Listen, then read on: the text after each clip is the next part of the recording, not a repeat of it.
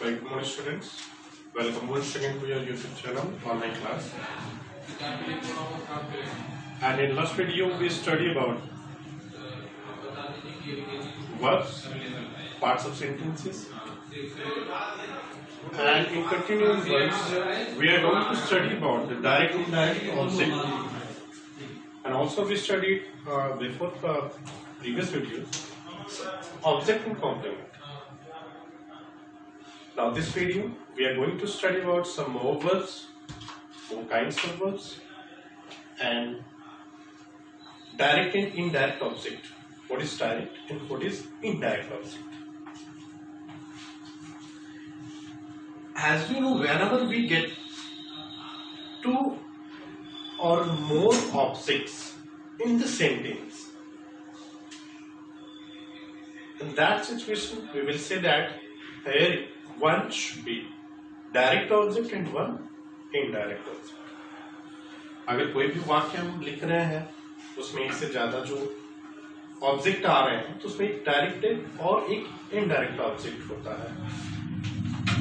और इसके साथ ही कॉम्प्लीमेंट का भी हमने एक एग्जांपल लिया था कि अगर ऑब्जेक्ट के बाद कोई ऐसे वर्ड्स आते हैं, ऐसे नाउन या प्रोनाउन होते हैं जो कि किसी भी सेंस को पूरा कर रहे हैं, they are going to fulfill their sense, but the other words is same related to the object, that one will be the complement of the object. And if the same word is related to the subject, we will say that it's a complement of subject. We will say once more that examples.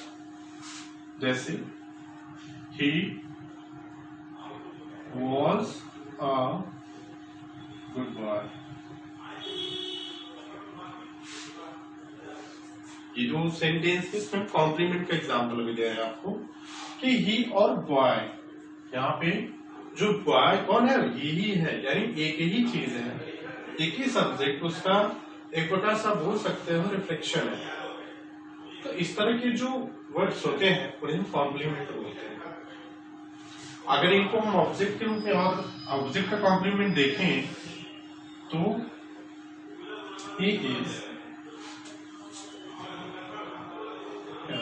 he made Ravi to their captain. What we are saying? He made Ravi to their captain. He made यानी उसने, यहाँ पे तो subject अलग हो गया, subject is different from object. और Ravi to their captain, Ravi to their captain. Who made captain? Ravi. That means both words are same. Both words are related to one another. ये दोनों word एक दूसरे से related है। Captain कौन हुआ? रवि। रवि कौन है? कैप्टन। तो इस तरह के जो वर्ड्स आते हैं उन्हें कॉम्प्लीमेंट बोलते हैं। These are complements. Okay. Same thing, जब भी हम इस तरह की सेंटेंसेस और भी लिखते हैं तो उसमें इस तरह के वाक्य ना हो करके दो ऑब्जेक्ट होते हैं। Example, he gave me a pen. What is this? There are, अगर हम देखें तो three words are different with each other. He एक अलग सब्जेक्ट हो गया, वो क्या है, one. Gave दिया, me मुझे एक pen, this is different thing. ये तीनों अलग अलग चीजें हैं। तो इस तरह से हमें ये क्लियर हो जाना चाहिए कि क्या है, ये ऑब्जेक्ट है, बिकॉज ऑब्जेक्ट जो होता है वो डिफरेंस होता है एक दूसरे से, बट जो कॉम्प्लीमेंट होता है तो कॉम्प्लीमेंट रिलेटेड होता है। This are the difference between complement and object. And in this topic, we are going to study about direct and indirect object, because in the sentence we are getting two objects. तो different type of objects हम यहाँ पे get कर रहे हैं, दो अलग अलग object get कर रहे हैं। तो सीधी सी बात है, अगर दो ऑब्जेक्ट है तो ये तो बोल नहीं सकते कि एक सिंगल ऑब्जेक्ट है, नहीं। अगर दो चीजें हैं तो उनको हम दो ही बोलेंगे। तो इनको डिवाइड किया गया दो पार्ट में, जिन्हें की बोला गया डायरेक्ट और indirect object. Commonly we know that the indirect object, commonly we know that direct object always in non living maximum. अधिकतर हम जानते हैं कि जो हमारा इनडायरेक्ट ऑब्जेक्ट होता है वो हमारा डायरेक्ट ऑब्जेक्ट जो होता है, डायरेक्ट ऑब्जेक्ट वो हमारा नॉन लिविंग होता है। मैक्सिमम जानते हैं कि जो हमारा डायरेक्ट ऑब्जेक्ट होता है वो नॉन लिविंग होता है, इनडायरेक्ट ऑब्जेक्ट लिविंग होता है। इनकी पहचान जो आइडेंटिफिकेशन होती है हम इस तरह से भी करते हैं। तो ही gave me a pen, he gave me a pen। अगर हम ध्यान से देखें तो what we are getting here, me a pen, he gave me a pen। अगर हम दो लोग खड़े हैं सामने और मैं हूं और कोई आप हो और कोई आपका एक फ्रेंड है और वो आपको पेन दे रहा है, तो which things come first, पहले क्या आएगा? पहले पेन ही आएगी आपके सामने, उसके बाद फिर आप आओगे। तो जो डायरेक्ट ऑब्जेक्ट होता है मैक्सिमम वो जो सेंटेंस होता है सेंटेंस के लास्ट में नोट किया जाता है। तो इस तरह से he gave me a pen, a pen is an indirect object, indirect object, and me is pen is direct object and me is indirect object।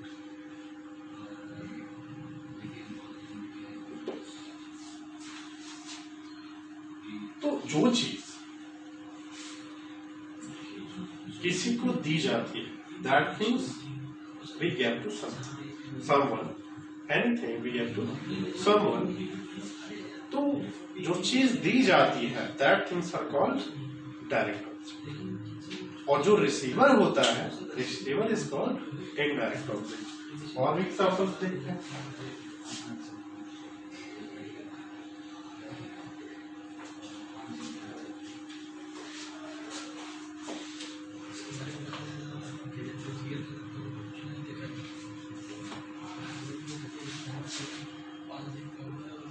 She told us a story।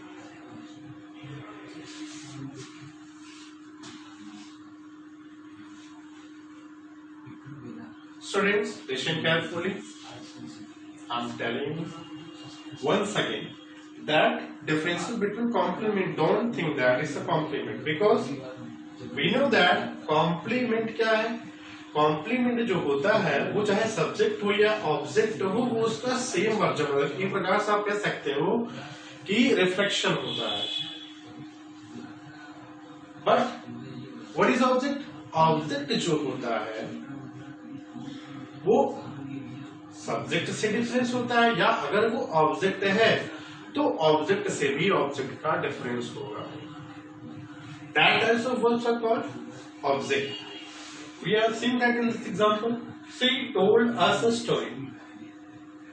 She told us a story. तो यहाँ पे हमारा जो सी subject है वो तो हम देख ही रहे हैं, से is different.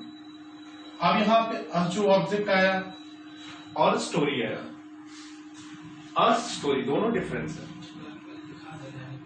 So you will have to be careful about that. Don't think that it's a compliment, sir. No, it's a two objects. One is direct and one is second is indirect object। अस और जो story है ये दोनों difference.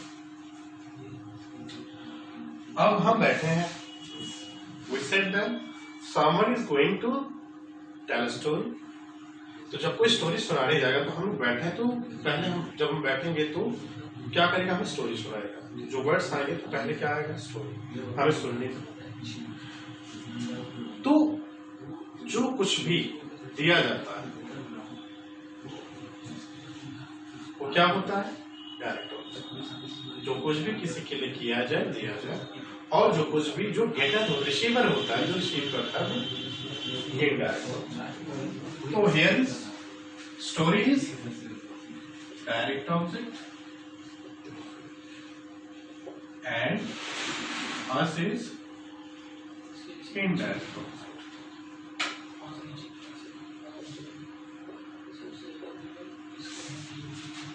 Direct object or indirect object. Let's see one more example.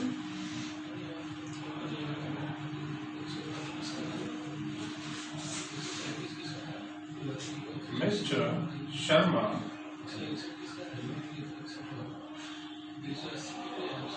taught us Hindi.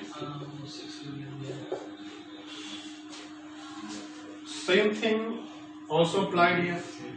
वही चीज यहाँ भी applied होगी. Mister Sharma taught us Hindi. यहाँ पे हमें क्या मिला? us and Hindi. Both are nouns. और दोनों क्या है? डिफरेंस है. I'm repeating several times.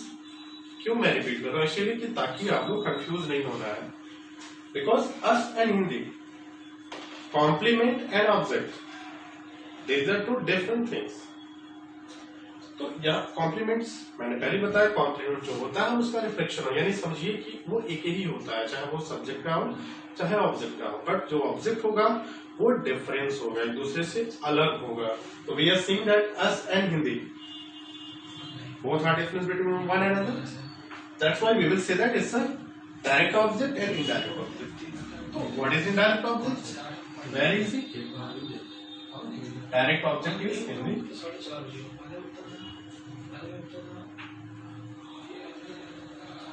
And indirect object is us.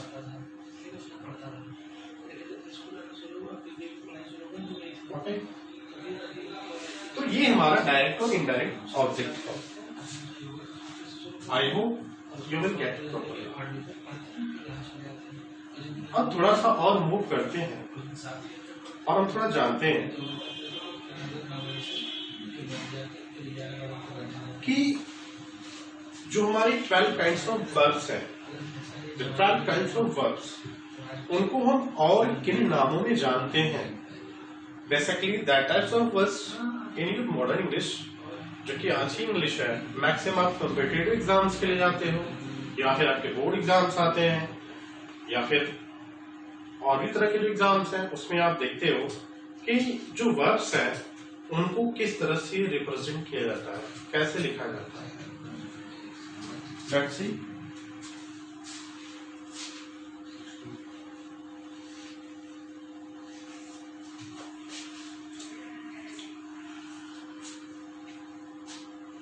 Example, there are 12 kinds of tenses and each tense has particular helping verbs.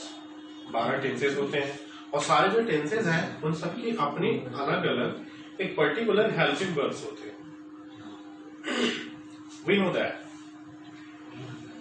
तो our 12 kinds of tenses are, we know that present, there are 4 kinds of present tense, past 4 kinds of past tense, and there is future tense, which is also 4 parts.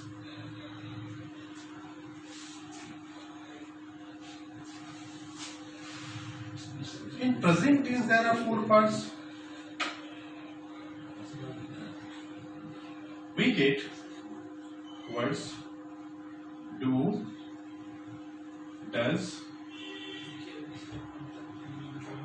is, and, are, has, have, has been, and have been. Past tense.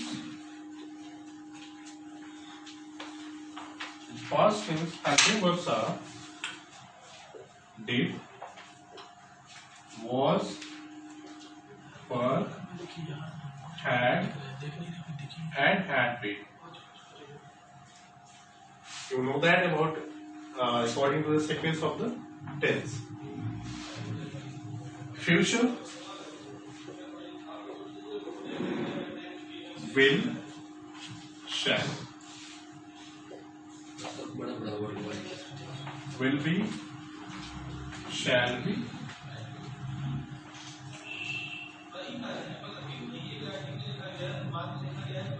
will have, shall have, will have been, and shall have been.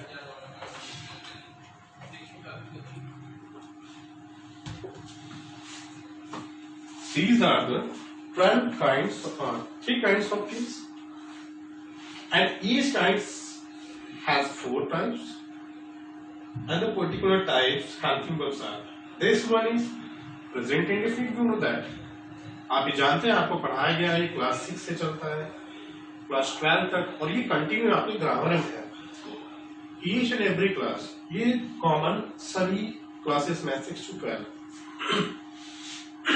Excuse me, चाहे वो आपका CBSE हो, UP हो, कोई भी pattern हो, ये same होता है. Is are we know that continuous, has, have, perfect, has been and have been is perfect continuous. Same thing did, indefinite, was were continuous, had and had been, perfect and perfect continuous. This one is past. Future, indefinite, will, shall, continuous, shall be, will be, and future perfect, will have, shall have, and future perfect continuous tense, will have been, shall have been. तो ये क्या है कि common वे में हम जानते हैं कि these are the particular helping verbs, or you can say it auxiliary verbs of the tenses. ये tenses के particular helping या auxiliary verbs है. अब हम देखते हैं कि इनको हम किन नामों से जानते हैं, जो कि कॉमन वे में नोट किया जाता है, लिखा जाता है जब भी हम किसी कॉम्पिटिटिव एग्जाम पे जाते हैं या हमारे बोर्ड एग्जाम्स आते हैं. उसमें जो चीजें होती हैं उनमें इसको कैसे डिस्क्राइब किया जाता है. स्टूडेंट्स, ये वर्ब्स की कुछ कॉमन चीजें हम जानते हैं, इसके बाद अभी और भी डिस्क्राइब में करना है. डायरेक्ट और इनडायरेक्ट ऑब्जेक्ट के बारे में थोड़ा सा और डिफाइन करना है. But before it we have to be clear knowledge about the basic part of verbs. तो इन बेसिक पार्ट्स को थोड़ा सा पहले रिवाइज करते हैं, क्योंकि बहुत ही इंपॉर्टेंट है और बहुत कॉमन है. और maximum we know that the common things when we doesn't revise we forget. जब हम इसको रिवाइज नहीं करते तो हम भूल जाते हैं. और this situation is created in senior classes also. कभी कभी होता है कि हम पूछते हैं कि ये क्या होता है, तो मैक्सिमम स्टूडेंट्स नहीं जानते. They don't know about that. सब नो. तो ये आपको आपके रिवीजन के लिए क्लास लोअर से लेकर के अपर तक, these are the same and very important topics. Let's see. We categorize the verbs here in 4 parts. यहाँ पे verbs के जो auxiliary verbs हैं उनको हम 4 भागों में डिवाइड कर सकते हैं, एक उनकी पर्टिकुलर नेम के साथ. तो जो इंपॉर्टेंट है, जो कि मैक्सिमम आते हैं, वो पहला हम देखते हैं. इन्हें बोलते हैं do verbs. Do verbs. Whenever we will go in competitive exams, sometimes in board also, तो वहां भी होता क्या है कि fill in the blanks with do verbs. अब वहां पे दिया गया कि fill in the blanks with do verbs, तो हम कंफ्यूज हो गए. do verbs में होता क्या है, what is meant by do verbs, what is meant by be verbs, what is meant by have verbs. तो ये वहां पे कंफ्यूजन क्रिएट होता है, because we don't know about that. कभी हमने इसको पढ़ा नहीं, हम इसके बारे में जानते नहीं थे. जो स्टूडेंट जानते हैं, जो पढ़े हैं, वो तो कर लेते हैं. और मैक्सिमम जैसे हमें नहीं नॉलेज है, या फिर हम कभी देखें या फिर हम भूल गए, तो कंफ्यूज हो जाते हैं. तो this is very important topic, you will have to note down in your notebook also, क्योंकि ये सब कॉमन और बहुत इंपॉर्टेंट है. अगर इस तरह से आता है फिल इन द ब्लैंक में डू वर्ब्स, तो हम सीधी सी बातें, कॉमन बातें हैं कि डू वर्ब्स में हमारे आते हैं present indefinite and past indefinite. You can say it simple present and simple past. तो वहां पे हमें फिल करना होगा डू, डज और डिड. do, does और did. These three verbs are called do verbs. ये जो होते हैं इन्हें हम do verbs से काउंट करते हैं. Now be verbs. अब सीधे सेंस के नीचे आते हैं. be verbs. be verbs क्या आते हैं हमारे? प्रेजेंट कंटिन्यूअस है, past continuous verbs. is, am, are, was, were. These 5 auxiliary verbs come in be verbs. कहीं भी अगर हमने देखा कि fill in the blanks with be verbs, तो आपको क्या फिल करना है? अभी हम इसके एग्जांपल्स को भी नोट करें. After that, have verbs. have verbs. अब तो आप समझ ही गए होंगे कि बचा क्या है, कि अगर do और does ये दोनों past indefinite, present indefinite, present continuous and past continuous हमने नोट डाउन कर लिया है, तो सीधी सी बात है जो have verbs होगा वो परफेक्ट के verbs होंगे हमारे. तो वहां पे हम नोट करेंगे has, have and had. Has, have and have. These three types of auxiliary verbs comes in have. Now there is confusion about this है, तो फिर future का क्या होगा? तो dear students, जो future के helping verbs होते हैं, that verbs come in modal auxiliary verbs. वो modal auxiliaries में आते हैं, modals verb में आते हैं. shall have, will have जो होता है, can, could, may, might, must, should, ये सब जो होते हैं वो modal verbs होते हैं, वो modal verbs में आते हैं. कॉमनली मैक्सिमम में पूछा जाता है, आप लोग देखोगे भी आगे और आपकी ग्रामर में भी होगा. सम एग्जांपल्स हम देखते हैं. fill in the blanks, fill in the blanks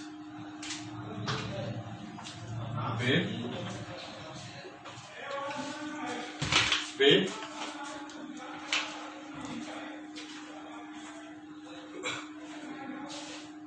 do verbs.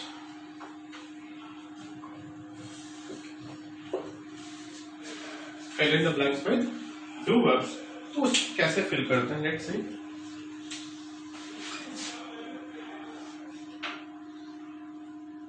He और में आपका नेगेटिव है, not,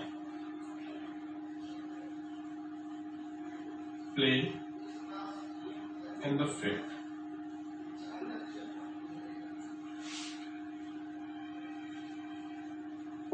Second, they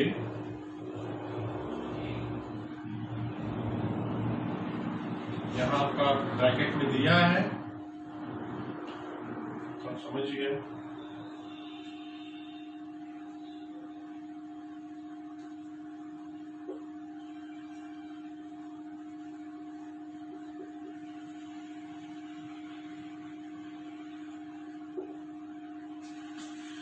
They not play in the field.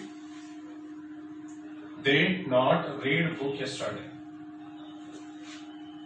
अगर यहाँ पे filling the blanks with do verbs के साथ भरना है, तो ये कभी कभी आपका केवल ऑक्सिलरी मेन वर्ब्स होते हैं और उनको फिल करना होता है. कभी कभी इस तरह से आते हैं, नॉट लगा होता है और उनका हेल्पिंग वर्ब नहीं लिखा होता, तो हम किस तरह से उसको फिल करते हैं. Let's see. He not play in the field. अब यहाँ पे हम जान रहे हैं कि ही क्या है, थर्ड पर्सन है, डू वर्ब ही भरना है. सेकेंड थिंग कि यहाँ पे not play in the field, यानी कहीं भी कोई पास्ट की चीज हमें नहीं दिखाई दे रही है, तो हम क्या करेंगे? यहाँ पे हम जान रहे हैं कि ये केवल प्रेजेंट इंडेफिनिट और पास्ट इंडेफिनिट टेंस में से दो में से किसी एक का हेल्पिंग वर्ब से फिल करना है.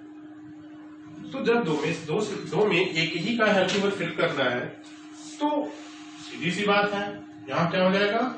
डज हो जाएगा. Because we know that we always use to does with third person singular number subject in the sentence.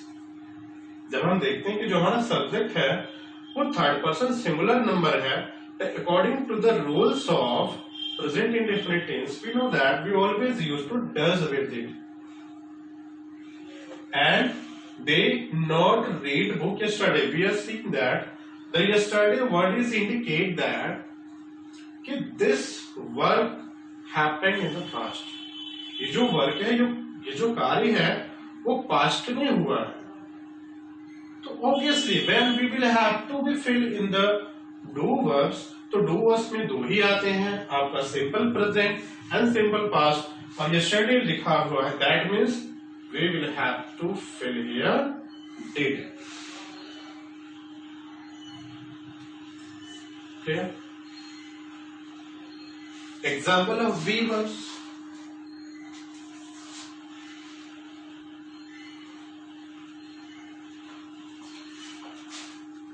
Fill in the blanks with be verbs.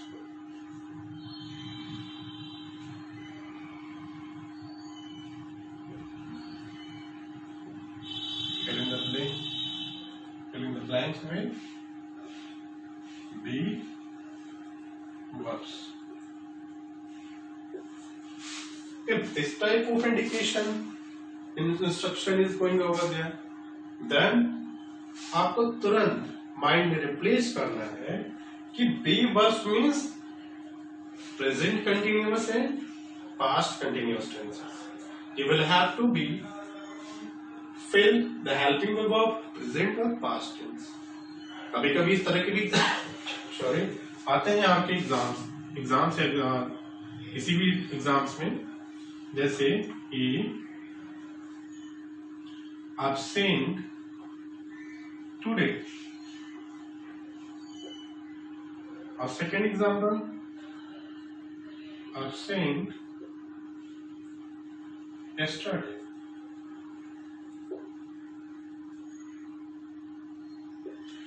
What we are seeing here? He absent today. He absent yesterday. He a good boy. They were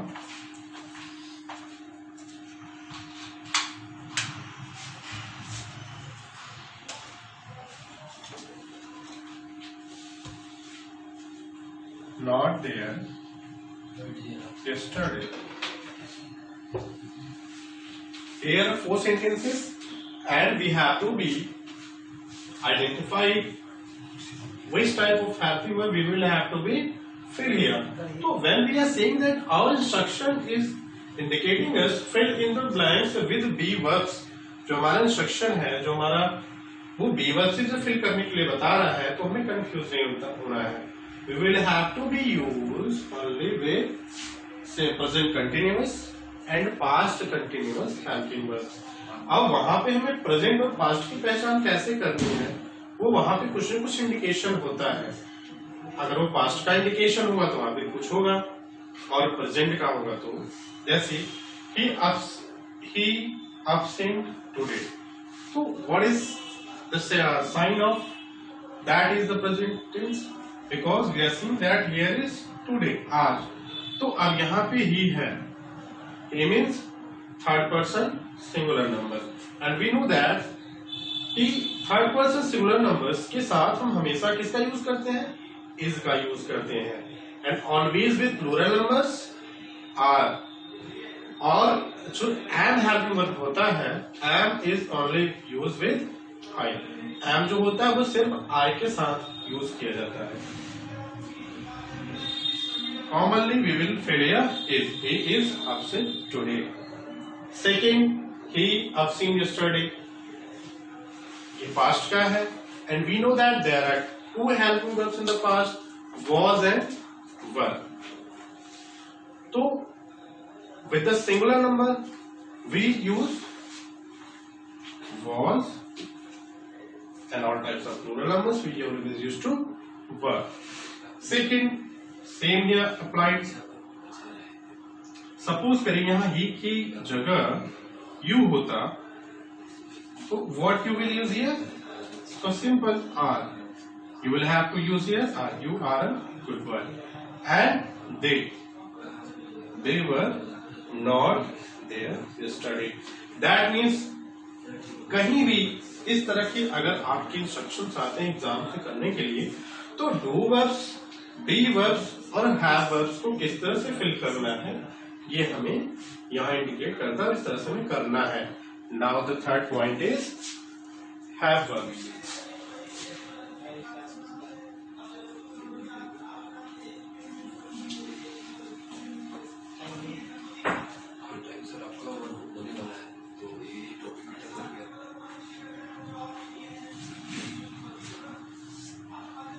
This one is have verbs. So we know that have verbs. What comes in have verbs? Present perfect and past perfect tenses helping verbs are coming. Have verbs. Example: I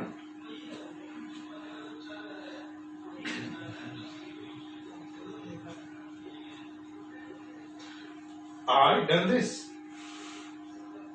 very commonly भी know that. अगर यहाँ पे verb का third form रखा हुआ है तब भी हम हैव का यूज कर लेते हैं. I have. सेकंड, हैव और हैड में बहुत कॉमन डिफरेंसेस होता है. क्योंकि स्टूडेंट्स हम जानते हैं अगर हम यहाँ पे हैड का यूज करते तो क्या ये रॉन्ग होता, वो भी हमारे सेंस के ऊपर डिपेंड करता है कि what is this, what would be the same thing. ये हो सकता है कि नहीं हो सकता है, या वही चीज हो सकती है. इस टॉपिक को नेक्स्ट वीडियो में डिस्कस करेंगे. तब तक के लिए घर में रहिए, सुरक्षित रहिए, पढ़ते रहिए. धन्यवाद.